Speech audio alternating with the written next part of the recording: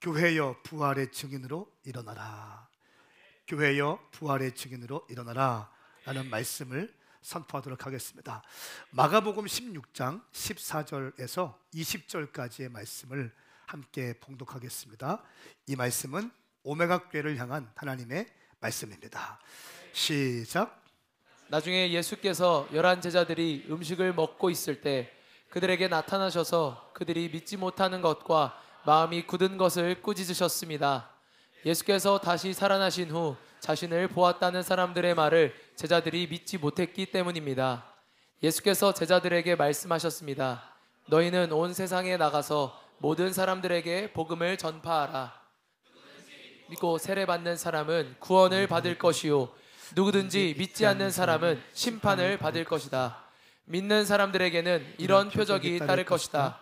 그들은 내 이름으로 귀신을 내쫓고 새 방언으로 말하며 손으로 뱀을 집어들고 독을 마셔도 아무런 해를 받지 않으며 아픈 사람들에게 손을 얹으면 병이 나을 것이다. 주 예수께서 그들에게 말씀하신 후에 하늘로 들려 올라가셔서 하나님의 오른편에 앉으셨습니다. 그리고 제자들은 곳곳에 다니면서 복음을 전파하는데 주께서 그들과 함께 일하시고 표적들이 나타나게 하셔서 그들이 전하는 말씀이 사실임을 확증해 주셨습니다. 아멘. 오늘 말씀 보면 예수님께서 제자들을 책망하시는 장면이 나옵니다. 왜 책망했는가? 제자들 가운데 일부는 예수님의 부활하심을 믿지 못했습니다. 말씀을 보실까요? 14절 하반절에 예수께서 다시 살아나신 후 자신을 보았다는 사람들의 말을 제자들이 믿지 못했기 때문입니다. 말씀하고 있어요. 믿지 못했기 때문입니다. 그러니까 제자들은 누굽니까? 예수님을 쫓아가는 사람입니다. 그냥 믿는 게 아니라 제자들은 예수님의 발자취를 쫓아가는 사람이에요. 그러니까 제자도에 제자라고 할 때는 몇 가지 헌신이 있어야 되는데 자기를 부인해야 됩니다. 자기 십자가를 지고 가야 됩니다. 나보다, 형제보다, 가족보다 주님을 더 사랑해야 제자가 될 수 있거든요. 그러니까 팔로워들과 제자들은 다릅니다. 그냥 무리들과 제자들, 예수님을 쫓는 사람들은 세계관이 다르고 말이 다르고 행동이 다릅니다. 근데 그 제자들 중에도 예수님의 부활을 믿지 못하는 사람들이 있다는 거예요. 그래서 예수님께서 책망을 하십니다. 자, 15절 말씀. 예수께서 제자들에게 말씀하셨습니다. 너희는 온 세상에 나가서 모든 사람들에게 복음을 전파하여라. 믿지 못하는 제자들을 책망하시고 제자들에게 사명을 주시는데 온 세상에 나가서 복음을 전파하여라 라고 말씀하고 있습니다. 그러니까 복음 전파는 제자들, 하나님을 믿는 사람들이 마땅히 해야 될 사명입니다. 이거는 목사님들만 하는 게 아니라 사역자들만 하는 게 아니라 예수를 믿는 사람들은 반드시 해야 될 것이 바로 복음 증거입니다. 특별히 예수 그리스도가 3일 만에 부활하셨다는 사실을 증거하는 겁니다. 그러니까 부활의 증인이 되는 것이에요. 여러분, 우리 삶 가운데 가장 중요한 것이 뭔지 아세요? 내 안에 예수님의 십자가의 사랑이 살아있어야 되는 거예요. 기독교 복음의 완성은 뭡니까? 십자가의 복음과 십자가의 복음만으로도, 십자가의 사랑만으로도 완벽하지 않아요. 왜냐하면 예수님께서 3일 만에 부활 승리하셨기 때문에 부활까지 가야 온전한 복음이 이루어지는 것입니다. 십자가에서 나를 위해 대속하여 주신 하나님의 사랑을 누릴 뿐 아니라 그 주님이 3일 만에 사망 권세를 깨뜨리시고 부활 승리하셨다는 것입니다. 그러니까 십자가의 사랑과 부활의 승리, 따라합시다. 십자가의 사랑과 부활의 승리, 부활의 승리와 십자가의 사랑, 이 두 가지가 내 가슴에 살아 있어야 되는 거예요. 이것이 온전한 복음이라는 것입니다. 우리가 그동안은 십자가를 많이 강조했지만 이 부활절을 맞이해서 부활은 부활절만 강조되는 것이 아니라 우리 삶 가운데 살아있어야 되는 줄 믿습니다. 여러분, 부활이 여러분의 지식 가운데 남아있지 않고 교리 가운데 흘러있지 않고 여러분의 삶 가운데 부활의 예수님이 함께 살아있기를 축복합니다. 부활의 주님이 나와 함께 있다면 우리는 삶의 자리에서 승리할 수 있습니다. 부활의 주님이 살아있지 못하기 때문에 그 부활의 주님이 지식적으로 교리적으로만 내 안에 맴돌고 있기 때문에 이 지식에서 가슴으로 와야 되고 가슴에서 내 심령에 들어와야 되고 이 심령에서 내 삶의 중심이 부활의 예수님이 되셔야 되는데 머리로만 알고 있고 부활절에만 부활의 주님을 얘기하기 때문에 오늘날 크리스찬들이 힘이 없는 것입니다. 저는 선포합니다. 여러분 삶 가운데 부활의 예수님이 함께하기를 축복합니다. 십자가의 사랑과 부활의 승리. 궁극적으로 기독교는 십자가를 통과해야 됩니다. 여러분의 인생도 마찬가지 십자가를 통과해야 되는 것입니다. 교회도 마찬가지 십자가를 지고 가야 되는 거예요. 교회가 어려움 당하는 것은 당연한 것입니다. 교회가 핍박 있는 건 당연한 것입니다. 그러나 교회는 반드시 승리할 줄 믿습니다. 왜냐하면 예수 그리스도께서 3일 만에 사망에서 부활하셨기 때문인지 믿습니다. 이것이 믿음인 거예요. 이것이 믿음인 거예요. 이것이 살아있어야 되는 것입니다. 이것이 살아있는 자의 삶은 다릅니다. 이것이 부활의 주님이 살아있는 자는 종교적으로 신앙생활을 할 수 없을 겁니다. 주님 사랑해서 헌신하고 선교지 달려가고 또 헌신하고 또 충성하고. 왜? 부활의 주님이 내 안에 살아있기 때문에. 앞뒤 잡고 인사합니다. 부활의 주님이 당신 가운데 살아있을지어다. 시작. 아멘. 자, 16절 말씀 보면 누구든지 믿고 세례를 받는 사람은 구원을 받을 것이요 누구든지 믿지 않는 사람은 심판을 받을 것이다. 믿는 사람 오늘 세례를 받을 것인데요, 오늘 아침에 유아 세례도 10명 받았어요. 오늘 6명이 또 세례 받을 것인데 세례 믿고 세례를 받는 사람은 구원을 받을 것이다. 누구든지 믿지 않는 사람은 심판을 받을 것이다. 구원과 심판의 기준은 하나입니다. 예수 그리스도를 내 가슴에 영접하느냐, 예수님이 내 안에 살아있느냐는 것입니다. 나 같은 죄인 건져주신 예수 그리스도의 그 십자가의 사랑으로 말미암아 나는 영원히 죽을 수밖에 없는 죄인인 나는 생명을 얻었다는 것입니다. 할렐루야. 이것이 복음의 핵심인 거예요. 그리고 그 주님으로 인하여, 부활 승리하신 주님으로 인하여 나의 삶이 어렵고 고난 가운데 있고 핍박 가운데 있다 할지라도 부활의 주님처럼 나도 승리할 것이다.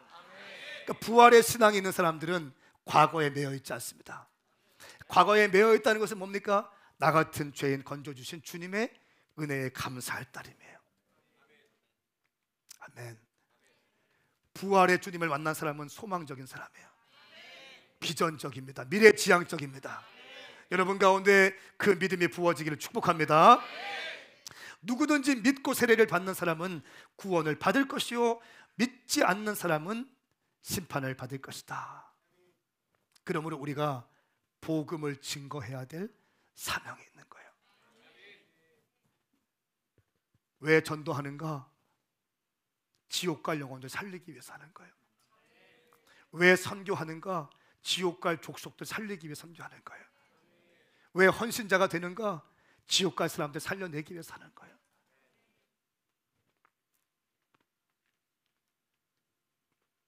(20절) 말씀 보세요. 그리고 제자들은 곳곳에 다니면서 복음을 전파하는데 주께서 그들과 함께 일하시고 표적들이 나타나게 하셔서 그들이 전하는 말씀이 사실임을 확증해 주셨습니다. 아멘. 제자들이 예수님께 책망을 받고 이제 복음을 들고 곳곳에서 복음을 증거하는데, 복음을 증거할 때 표적이 일어난다. 능력이 일어난다는 것입니다. 복음에는 능력이 있습니다. 복음에는 치유가 있습니다. 복음에는 회복이 있는 줄 믿습니다. 여러분, 저는 오늘 특별히 오늘 주님께서 특별한 기름을 부어주시는 것 같아요. 예배 가운데 엄청난 임재가 있습니다.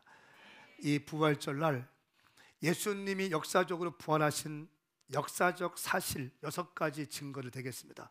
그냥 무턱대고 믿는 게 아니라 역사적 사실 6가지 증거를 가지고 믿으십시오. 첫 번째는 부활에 대한 복음서의 일치입니다. 이 성경을 보면요, 예수님의 제자들이 다 기록했습니다. 다 기록했어요. 근데 사복음서에 모두가 다 예수님의 부활의 소식이 기록되어 있어요. 그런데 학자들은 이렇게 얘기합니다. 마가복음이 가장 먼저 쓰여졌습니다. 그리고 마태복음과 누가복음이, 마태와 누가가 이 가장 먼저 기록된 마가복음을 참고할 수도 있었다라고 얘기해요. 참고하면서 자기에게 주신 성령님께서 부어주신 성령의 감동으로 마태복음과 누가복음을 쓴 거죠. 그런데 이 모든 서신서에서 예수의 복음, 예수의 부활은 동일하게 기록되어 있지만 예수의 부활에 대한 강조점은 조금씩 다릅니다. 이 말은 무슨 말인가 하면, 그대로 받았었다면, 마가복음에 있는 내용들을 그대로 썼다면 마태복음과 누가복음, 요한복음 모든 복음서에서 동일한 워딩으로 가야 되는데, 마태와 마가와 누가와 이 모든 복음서들이 부활을 이야기하고 있지만, 부활을 기사화하고 있지만 강조점은 다르게 기술되고 있습니다. 첫 번째 이유예요. 동일하게 부활을 기록하고 있지만 모든 이 복음서에는 일치되고 있지만 강조점은 다르다. 또 중요한 사실이 뭐냐면, 최초의 목격자를 막달라 마리아로 삼습니다. 그렇죠? 성경을 보면 최초의 부활의 목격자가 막달라 마리아입니다. 막달라 마리아는 어떤 사람입니까? 우리가 알고 있는 것처럼 수많은 스캔들을 가진 사람이에요. 그리고 우리가 아는 것처럼 예수님 시대의 여인들은요, 여인들의 말은 믿을 수가 없었다고 사람들이 얘기해요. 내 얘기가 아닙니다. 예수님 시대의 사람들의 얘기예요. 그래서 여인들은 법정의 증인으로도 서지 못합니다. 심지어 오병이어에서 우리가 알고 있는 것처럼 여인들은 숫자를 셀 때 카운트도 되지 않아요. 나를 때려보지 마세요.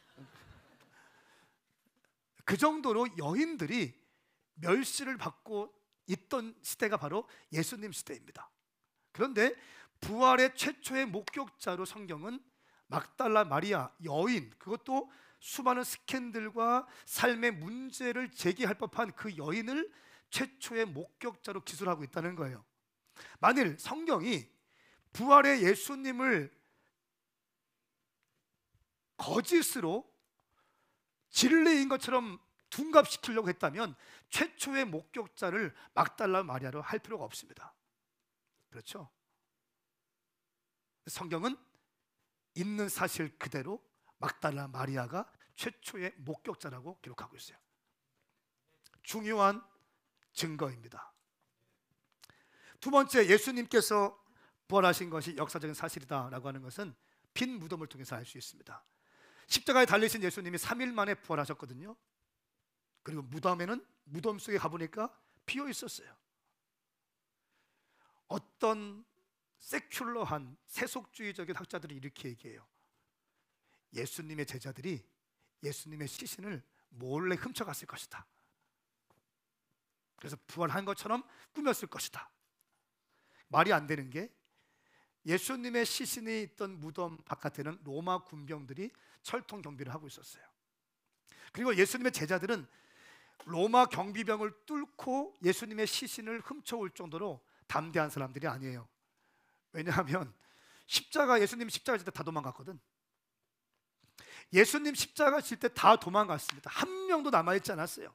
근데 그런 사람들이 갑자기 용기를 얻어가지고 로마 군병을 뚫고 들어가서 예수님의 시신을 훔쳐갈 일이 만무합니다. 빈 무덤 사건이 예수님이 3일 만에 부활하신 중요한 증거입니다. 세 번째, 부활에 대한 다수의 증언이 확보되었습니다. 한두 명의 증인만 있어도 그 사실인데, 막달라 마리아부터 해서 엠마오로 가는 두 제자, 11제자들, 심지어 500여 형제들에게 예수님의 부활의 모습이 목격됩니다. 사실이죠. 한두 명의 이야기로 되는 것이 아니라 수많은 목격자가 있다는 거예요. 그리고 네 번째 이유는 기독교가 시작될 때부터 주요한 신앙 고백에 예수님의 부활에 대한 기사를 기록하고 있어요. 이 말은 무슨 말인가 하면 예수님이 십자가에 달리신 다음에 기독교에서 예수님의 부활하심이 진리로 믿어진 것입니다. 그렇기 때문에 기독교 시작 때부터 부활을 신앙 고백으로 넣기 시작합니다. 다섯 번째 이 증거가 결정적인데요. 두려움이 많던 제자들이 강력한 사도들로 변화되게 되는 결정적인 계기가 됩니다. 여러분, 이 요한복음, 마태복음, 또 마가복음, 누가복음, 요한복음에 기록되어 있는 이 제자들의 모습은요 어떻습니까? 어때요? 은 30에 예수님을 팔아버립니다. 은 30에 팔아버려요. 베드로 예수님 3번이나 부인합니다. 3번이나 부인해요. 도마, 제자들이 예수님을 보았다라고 하니까 나는 예수님의 구멍난 손에 손가락을 넣어봐야 나는 비로소 믿겠다, 이렇게 얘기해요. 근데 제자들은 어떤 사람들입니까? 예수님의 티칭을 매일같이 들은 사람들이에요. 황 목사의 일용할 양식을 듣는 게 아니라 예수님의 그 신선하고 기름 부으심이 있는 그 말씀을 매일같이 옆에서 멘토링으로 받던 사람들이 제자들입니다.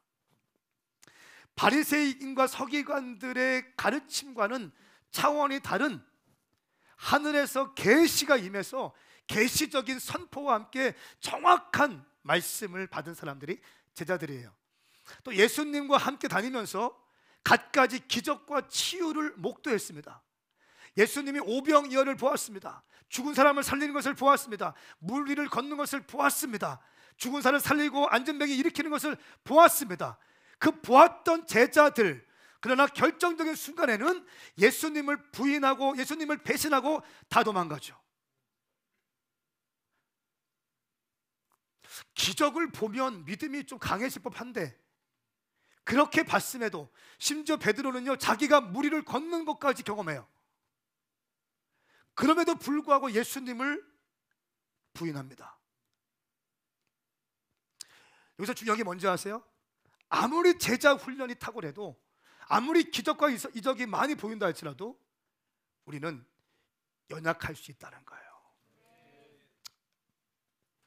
말씀 묵상하면서 깜짝 놀랐습니다. 그렇게 예수님께 말씀을 받고 기적을 보았어도 예수님을 부인하는 제자들. 그런데 이렇게 이 엄청난 가르침과 기적을 보았음에도 이렇게 불온전한 연약한 믿음의 제자들이 어떻게 사도행전에 넘어가니까 그들이 생명을 걸고 복음을 증거하고, 매를 맞으면서도 복음을 증거하고, 거꾸로 십자가를 지면서까지 복음을 증거하고, X자로 사지가 묶여가면서 복음을 증거하고, 끓는 기름 가마에 자기의 몸이 던져졌음에도 불구하고 다시 튀어져 나와서 복음을 증거하고, 생명 걸고 어떻게 복음을 증거하는 사람들이 되었을까? 그것은 바로 제자들이 예수님의 부활하신 것을 목도했기 때문이라는 거예요. 할렐루야. 이것이 결정적인 증거입니다. 여러분, 제가 예언합니다. 당신이 오늘 이 부활절을 맞이해서 부활하신 예수님을 당신 10년 가운데 새겨드리고, 당신의 삶 가운데 부활의 주님을 모셔드리고 부활의 주님과 함께 살아간다면 당신은 변하여 새로운 사람이 될 것입니다. 이것이 복음이에요. 이것이 복음인 거예요. 당신이 왜 깨지는가? 왜 넘어지는가? 왜 죄 가운데 있는가? 부활의 주님이 내 안에 살아있지 않기 때문에 그런 거예요. 부활의 주님이 살아있어야 됩니다. 할렐루야. 이것이 키인 거예요. 키.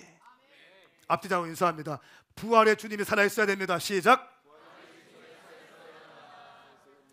여섯 번째 부활의 증거는 부활에 대한 구전 전승 기간이 짧습니다. 자, 예수님께서 AD 30년에서 33년 동안 공생애를 지내셨죠. 예수님이 십자가에 못 박히신 것은 AD 33년이겠죠. 그렇죠? 그런데 예수님과 함께 사역하던 제자들이 예수님의 부활에 하신 것을 보고 복음서를 기록할 시기는 AD 50년에서 70년 사이입니다. 그러니까 예수님이 십자가에 돌아가신 사건이 있고 부활 사건이 있죠. 그것을 보았어요. 고대에는 구전 전승으로 모든 것들이 기록됐습니다. 그런데 불과 한 30년, 40년 정도의 구전 기간이 아주 짧은,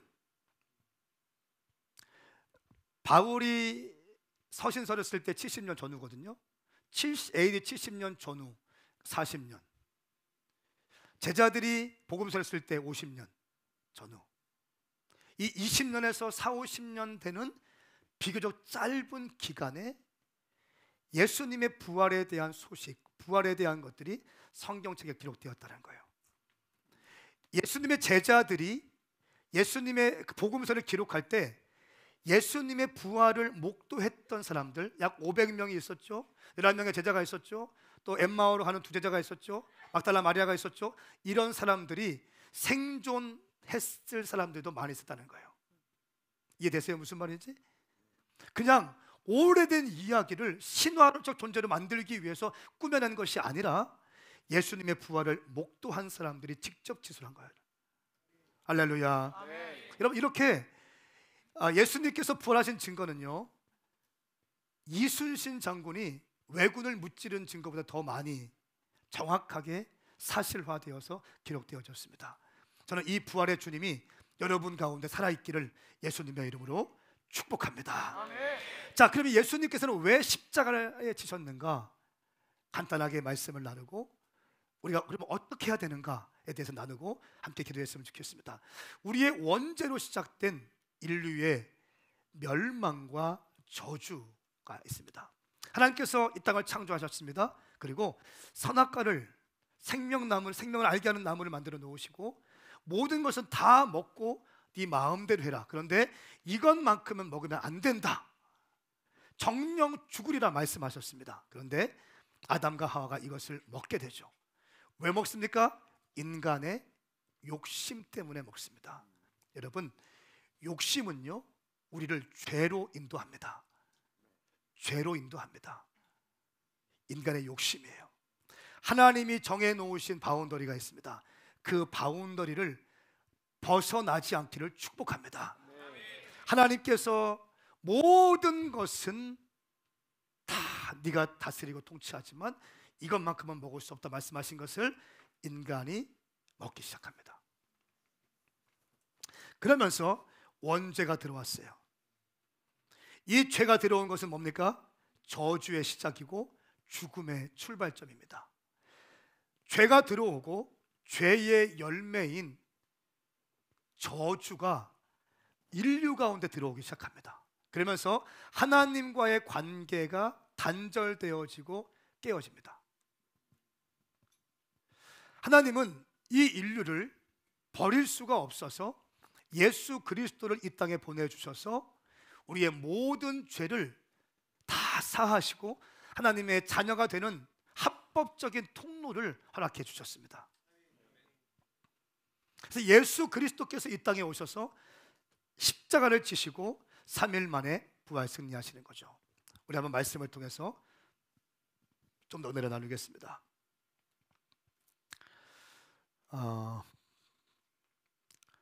골로새서 2장 12절에서 15절까지의 말씀입니다. 함께 읽겠습니다. 시작. 또한 여러분은 세례로 그리스도와 함께 장사됐고 죽은 사람들 가운데서 그리스도를 살리신 하나님의 능력을 믿음으로 그리스도 안에서 그리스도와 함께 다시 살아났습니다. 여러분은 죄와 육체의 무할례로 죽었으나 하나님께서 우리의 모든 죄를 용서하심으로 여러분을 그리스도와 함께 살리셨습니다. 하나님께서는 우리를 거스려 대적하는 조문들이 담긴 채무증서를 제거하시고 그것을 십자가에 못 박아 우리 가운데서 없애버리셨습니다.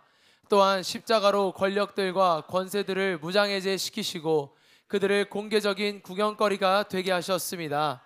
아멘. 아멘. 자, 보세요. 또한 여러분은 세례로 그리스도와 함께 장사되었고, 오늘 세례 받는 분들 잘 들으세요. 세례 받는 게 뭐냐면 내가 죽는 겁니다. 예수님과 함께 내가 죽는 겁니다. 장사되었고 죽은 사람 가운데서 그리스도를 살리신 하나님의 능력을 믿음으로 그리스도 안에서 그리스도와 함께 다시 살아나는 것입니다. 세례는 내가 죽고, 옛사람인 내가 죽고 새 생명이 태어나는 것입니다. 자, 이것이 세례인데요. 자, 14절 말씀에 보면 하나님께서는 우리를 거스려 대적하는 조문들이 담긴 채무 증서를 제거하시고.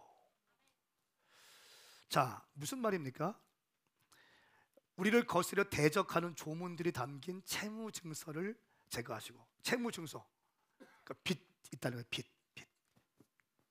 하은이 빚 얼마, 학자금 대출 얼마, 주택 대출 얼마, 이렇게 빚 얼마, 이거를 어떻게 하는 겁니까? 채무 증서를 찢어버리시는 거예요. 우리가 그동안 지었던 모든 죄들 있죠? 하나님 앞에서 하지 않아야 될 모든 죄를 예수 그리스도의 십자가의 보혈로 말미암아 그 십자가의 보혈을 믿고 그 말씀대로 살기로 결정하는 자들에게, 할렐루야, 그들에게 그 모든 채무 증서를 찢어버리시는 겁니다. 찢어버리시는 거예요. 복음 아니겠어요? 다 찢어버리는 거예요. 학자금 대출이 갑자기 한꺼번에 싹 찢어지는 거예요. 할렐루야. 아침에 할렐루야. 아침에 딱 일어났는데 문자가 띵동 와요. 3천만 원이 빚이 있었는데 채무가 완료되었습니다. 더 이상 갚을 필요가 없습니다. 아멘. 놀랍지 않으세요? 내가 빚집 있다 손 들어보세요. 내가 빚 있다 손 들어보세요. 다 찢을 테니까. 다 들었어. 찢어지는 거예요. 채무 증서를 찢어버리시는 거예요. 그러니까 여러분, 이건 돈이 아니라 뭡니까? 영원히 우리가 죄를 지어서 하나님의 자녀가 될 수 없는, 영원한 형벌밖에 받을 수 없는 존재인데, 예수께서 십자가에서 살과 피를 찢으시면서 보혈을 흘려주심으로 말미암아서 더 이상 우리에게 채무 증서를 날리지 않는다는 거예요. 자유케 되었다는 것입니다. 여러분, 복음이 무엇입니까? 이것이 복음인 거예요. 이것이 복음인 거예요. 그렇기 때문에 예수님을 사랑할 수밖에 없는 거예요. 그렇기 때문에 수많은 제자들이 예수님의 길을 걸어간 것입니다. 예수 믿어야 삽니다. 예수 믿지 않으면 그 어떤 존재도 살 수 없습니다. 저는 자신 있게 얘기할 수 있어요. 아무리 똑똑하고 아무리 많이 배우고 아무리 교수님이고 아무리 돈이 많고 아무리 윤리적으로 흠이 없다 할지라도 예수 믿지 않으면 천국 백성 되지 않습니다. 그러나 깨어지고 죄인이라고 할지라도, 무너진 삶을 갖고 있다 할지라도 예수 그리스도의 보혈의 피로 씻김 받은 자들은 하나님 나라의 자녀가 될 수 있습니다. 이것이 복음이에요. 복음이에요.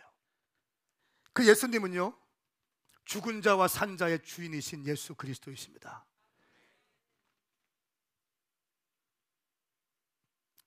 로마서 14장 9절 말씀 같이 읽겠습니다. 시작. 이에 그리스도께서 죽었다가 다시 살아나셨으니 이는 죽은 사람과 산 사람의 주가 되시기 위함이었습니다. 아멘. 아멘. 자, 예수님이 부활하신 이유를 말씀하고 있는데, 죽은 사람과 산 사람의 주가 되시기 위함이다. 와, 죽은 사람과 지금 살아있는 여러분들의 삶의 주인이 되시고 싶어서 부활했다는 거예요. 이게 무슨 말인가 하면, 우리가 살아있다면 예수님께서, 부활하신 예수님이 우리의 삶의 주인이 되어 주셔야 한다는 거예요. 여러분들이 예수님을 우리 삶의 주인으로 모셔드려야 한다는 것입니다. 그분이 십자가에서 죽으시고 그것에서 끝나는 것이 아니라 3일 만에 부활 승리하신 이유는 죽은 자와 산 자의 주인이 되시기 위하여. 할렐루야. 여러분의 삶의 주인이 되시기 위하여, 여러분의 인생의 주인이 되시기 위하여, 여러분의 가정의 주인이 되시기 위하여 예수님의 3일 만에 부활 승리하신 거라는 거예요. 질문합니다. 당신의 삶의 주인은 누굽니까? 당신의 삶의 주인이 누구냐는 거예요. 당신 인생의 삶의 주인이 누구냐는 거예요. 예수님이 당신의 삶의 주인이 될 때 당신은 승리할 수 있습니다. 천하 없어도 예수 믿지 않으면 구원받을 수 없고, 천하 없어도 예수님이 주인 되지 않으면 돌파할 수 없습니다. 당신 힘대로 마음대로 살아보십시오. 어디 가다가 털컥 걸리고 또 넘어지고 또 넘어지고 또 깨지고 또 부서지고, 이게 반복될 것입니다. 예수님이 당신 인생의 주인으로 자리하시기를 예수님의 이름으로 선포합니다. 이것만이 승리하는 비결인 거예요. 사망 권세 깨뜨리신 예수 그리스도를 내가 믿어드리는 거예요. 그 주님이 나와 함께 살아있는 겁니다. 무슨 일을 만나든지 주님 나와 함께 하십시오. 그 부활의 주님이 나와 함께 있는 거예요. 어려운 일이 있다 할지라도 주님이 나와 함께 하시는 부활의 주님, 부활의 주님, 부활의 주님. 부활의 주님, 지식적으로 아는 것이 아니라, 교리적으로 학습적으로 아는 것이 아니라, 여러분의 심령 가운데, 여러분의 영 가운데 예수의 부활이 새겨지기를 선포합니다. 예수께서 십자가에 달리시고 부활하신 이후 나의 주인이 되시기 위해서입니다. 요한복음 16장 8절 9절 말씀, 보혜사가 오시면 죄에 대해, 의에 대해, 심판에 대해 세상을 심판하실 것이다. 죄에 대해서라고 한 것은 사람들이 나를 믿지 않기 때문이요. 여러분, 성령님이 오시면 죄에 대해, 의에 대해, 심판에 대해서 세상을 책망하실 것인데, 죄에 대해서 책망한 건 뭐냐? 사람들이 나를 믿지 않기 때문이다. 죄 중에 가장 큰 죄가 뭔지 아세요? 예수 그리스도를 믿지 않는 것이 가장 큰 죄예요. 윤리적인 문제, 어떠한 문제보다 가장 큰 죄는 예수님을 믿지 않는 죄가 가장 큰 죄예요. 아멘 합시다. 예수님을 믿지 않는 것이 가장 큰 죄라는 거예요. 이걸 책망하러 오신다는 거예요. 그러므로 우리는 우리 신앙생활, 우리 오메가 성도들의 신앙생활의 중심은 십자가의 사랑과 부활의 승리인 줄 믿습니다. 이것이 온전한 복음이에요. 따라합시다. 십자가의 사랑, 부활의 승리. 아멘입니까? 이것이 여러분의 심정 가운데 새겨지길 축복합니다. 예수 그리스도가 중심된 신앙인 거예요. 예수의 십자가와 부활이 중심된 신앙인 것입니다. 이럴 때 흔들리지 않는 것입니다. 그러므로 예수 그리스도를 믿지 않는 것이 가장 큰 죄이기 때문에 그 믿지 않는 사람들에 대해서 복음을 증거하는 것은 가장 위대한 일이다. 할렐루야. 그 어떤 것보다 가장 위대한 일은요, 영원히 지옥 갈 사람, 예수 그리스도께서 우리의 모든 죄의 문제를 해결하고 채무 증서를 다 파기하시기 위해서 이 땅에 오셨는데도 불구하고 아직 예수를 믿지 못하고 아직 예수님을 영접하지 못한 그 사람들에게 예수 그리스도가 너를 위하여 이 땅에 오셨고 그 주님이 당신을 살리기 위해서 이 땅에 오신 것을 영접시키는 것입니다. 이것이 가장 위대한 일이고 주님이 가장 기뻐하시는 일이라는 거예요. 할렐루야. 신앙인이 할 수 있는 가장 위대한 일은 복음을 증거하는 것입니다. 우리 모두는요, 여러분, 우리 오메가 교회 의사가 없습니까? 교수가 없습니까? 뭐 없습니까? 다 있거든요. 근데 그것이 여러분의 메인 잡이 되면 안 됩니다. 여러분의 본업은 예수 그리스도의 복음을 증거하는 것이어야 됩니다. 할렐루야. 나머지는 우리 부업인 거예요. 부업이에요, 부업. 예수의 붙들린 자들의 삶을 가만히 보십시오. 물고기를 잡던 베드로가 예수를 증거하는 증인이 됩니다. 의사였던 누가가 예수의 복음을 증거합니다.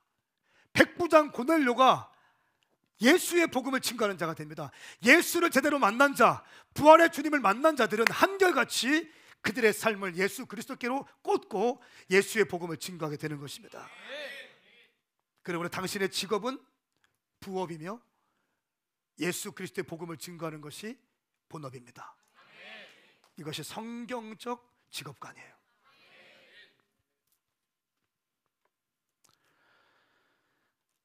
복음서의 제자들과 사도행전의 제자들, 여러분 얼마나 큰 차이가 있습니까?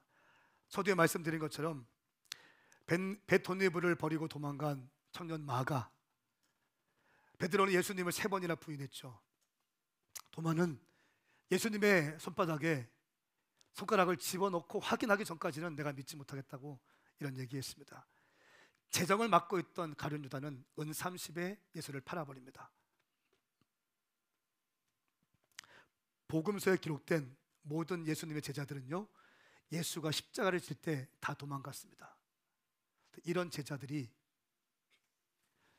부활의 예수님을 경험한 다음에, 부활하신 예수님을 목도한 다음에는 놀라운 순교적 삶을 살면서 복음을 증거합니다. 유대인 역사가인 요세푸스가 기록한 12제자 순교 일지가 있습니다. 거기에 보면 이 요세푸스는 아주 존경받는 유대인 역사학자인데요, 이 요세푸스가 12제자의 순교에 대해서 얘기하는데, 베드로는 로마에 가서 전도하다가 박해를 견디다 못해 고향으로 돌아오던 중에 주님을 만나게 됩니다. 주님을 본 베드로는 코바디스 도미네, 주여 어디로 가시나이까? 라고 질문합니다. 그때 주님이 이렇게 말씀하시죠. 나는 네가 도망쳐 나온 내 대신 로마로 가노라. 이 음성을 듣고 베드로 다시 로마에 가서 복음을 증거합니다. 십자가에 못 박히면서 나는 예수님과 똑같이 십자가에 못 박힐 수 있는 자격이 없습니다. 나는 거꾸로 십자가에 매달리겠습니다 라고 하는 이런 고백을 통해서 거꾸로 못 박혀서 순교하게 됩니다. 안드레는 형제 베드로를 주님께 인도했습니다. 예수님의 첫 제자였죠. 헬라에 가서 전도하다가 아가야 성에서 십자가에 줄로 매달려 순교를 당했습니다. 안드레가 달린 십자가는 X자형이었습니다. 야고보, 세베대의 아들 야고보는 베드로 동생 요한과 함께 예수 그리스도의 측근 제자 중에 한 명이었습니다. 예수님 승천하신 다음에 예루살렘 교회의 지도자가 되었으나 헤롯 아그리빠의 칼에 의해서 복음을 증거하다가 순교를 당합니다. 요한, 주님이 십자가에서 부탁하신 대로 어머니 그 마리아를 끝까지 모시다가 유대 국내에서 전도하다가 예루살렘이 주 70년에 로마에 의해서 멸망을 당한 다음에 예배소에서 복음을 전합니다. 온갖 박해와 고문 끝에 끓는 기름가마에 집어 던져졌으나 기적적으로 튀어나오게 됩니다. 그를 박해하던 무리가 놀래서 그 요한을 반모섬으로 귀양을 보내죠. 그곳에서 홀로 일생을 보내며 거기에서 묵시를 받아 쓴 것이 우리가 보고 있는 요한계시록입니다. 그리고 자연사로 수명대로 반모섬에서 죽게 되었습니다.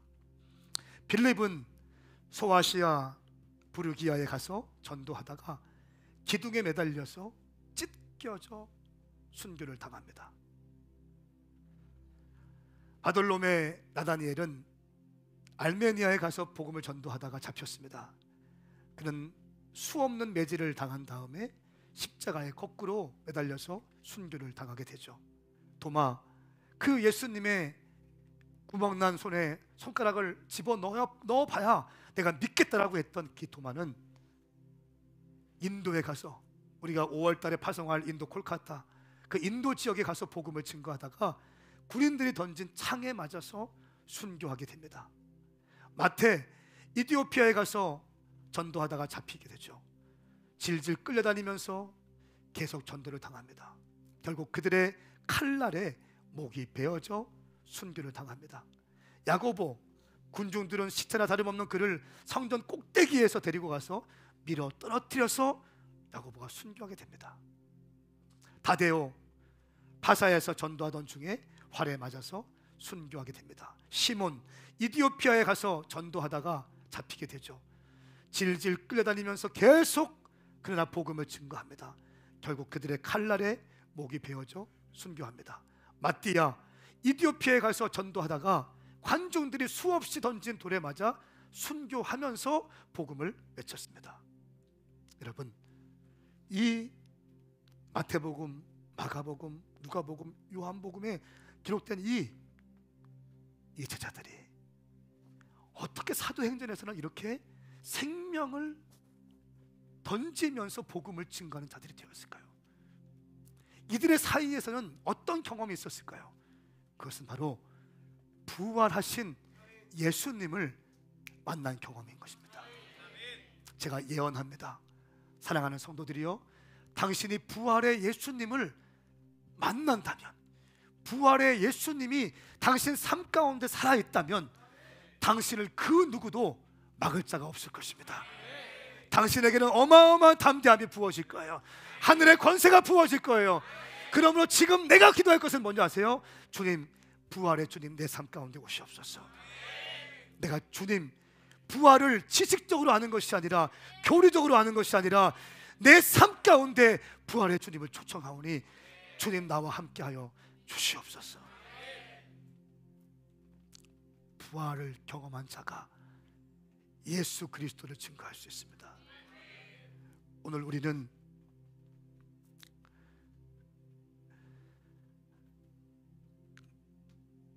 뉴라이프 페스티벌을 진행합니다.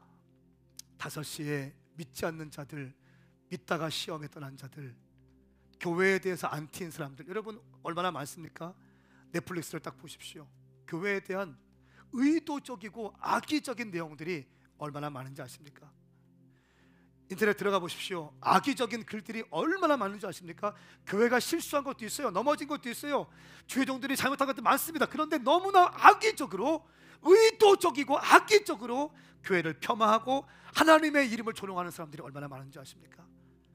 그런 가운데도 우리는 담대하게 복음을 증거해야 될 이유는 예수 그리스도의 복음만이 사람들을 저주에서 생명으로 옮겨 놓을 수 있기 때문입니다. 저는 우리 오메가 모든 성도들이 부활의 증인이 되어서 오늘 5시에 뉴라이프 페스티벌 침신대에서 1000명 정도의 사람들이 함께 모여서 예배하고 공연하고 주님을 높여드릴 텐데, 부활의 목격자 된 여러분들이 부활의 증인으로서 오늘 살아갈 수 있기를 예수님의 이름으로 축복합니다. 함께 일어나십시다.